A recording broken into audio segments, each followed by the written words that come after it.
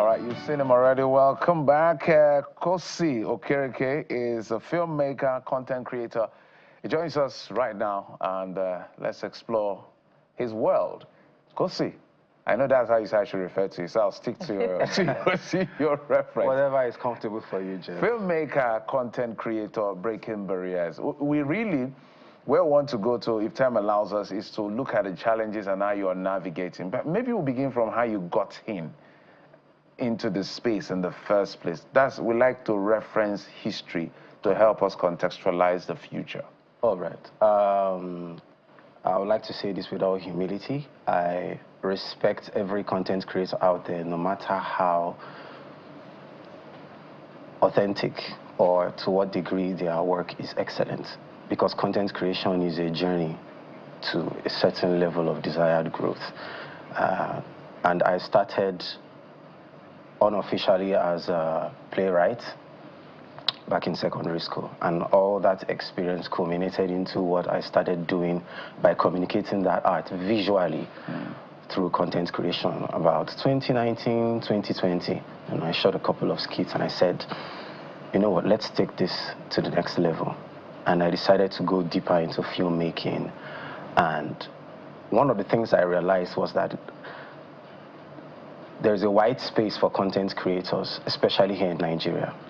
And I mean a wide space not really in the product itself, but about the moral space, where there's a whole lot of issues happening now on the internet, and to sanitize the space. So it helps to create content that is healthy, and that's one of the things that gingered my need to further make content.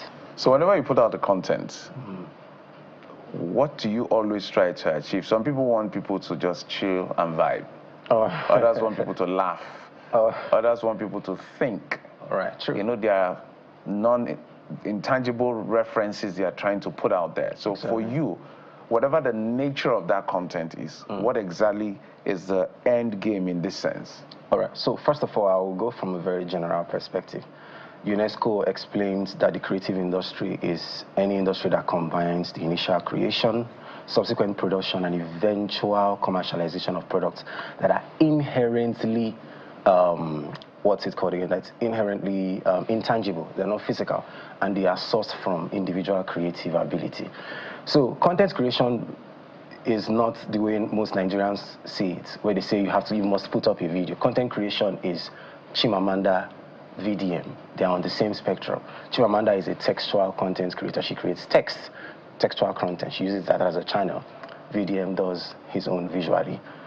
Don Jazzy, Whiskey, these guys do audio content. So first of all, let's we're all content creators. We're all content creators.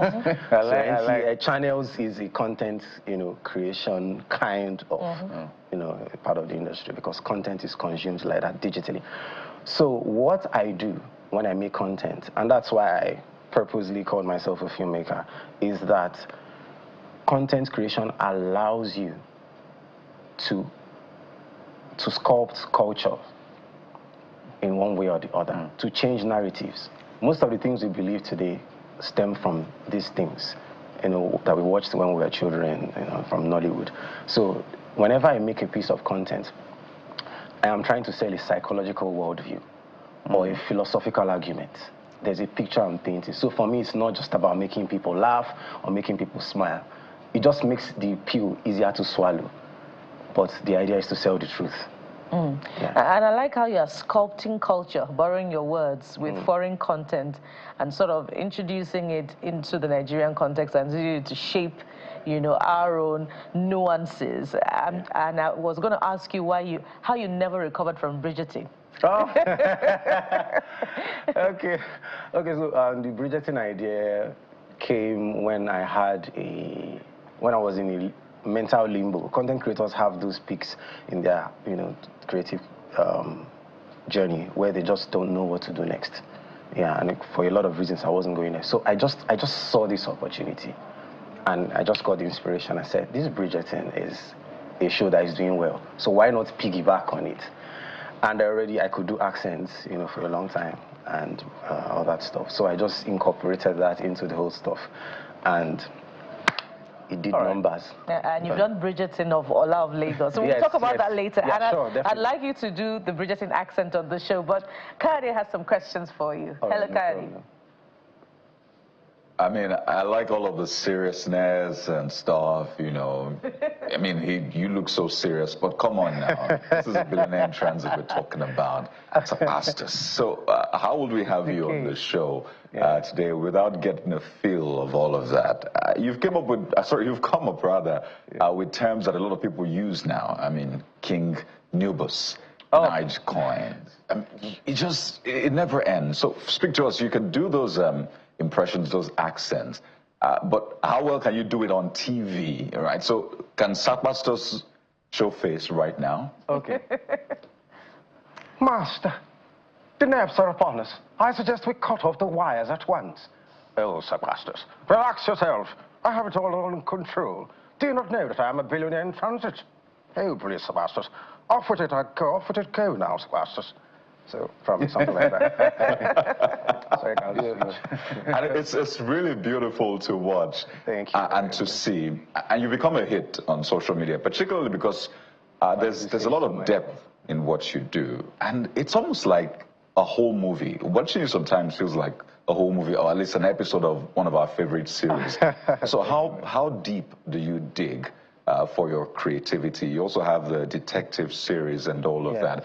How deep do you have to dig? Okay. How deep do you have to dig for your creativity? Okay. Thank you very much, Mr. K. Well, for me, like I was saying earlier, it's not just about creating content. I see myself as a filmmaker, and I enjoy very cinematic themes like dialogue, and that's where I spend most of my time when I write my scripts. I like the dialogue to border around, you know, traditional storytelling, intention, obstacle, and you know how the character goes around all that. So for me, scripting is usually the hard part of the work because I have to do a lot of research. And of course, the accent. I mean, every day I probably watch a video or two to help strengthen the accent. How many accents do you have? Can you impersonate? I can do about 5, 6. Which are? So let's list them. One, can do British? Yes, I can do British. And you know, British, there's different variations. This is SSB, Standard Southern British English. Yes. But you can also, there's the Cockney from London. Yeah, the whole, so I'm what you're real good. No fam, what's it, bruv? You know, that kind of stuff. So, and you can do the American accent too. Yeah, I'd like you to record the detective part of you as well. All right, so you're here for work. Well, you guys can drill me all you want. It's my turn.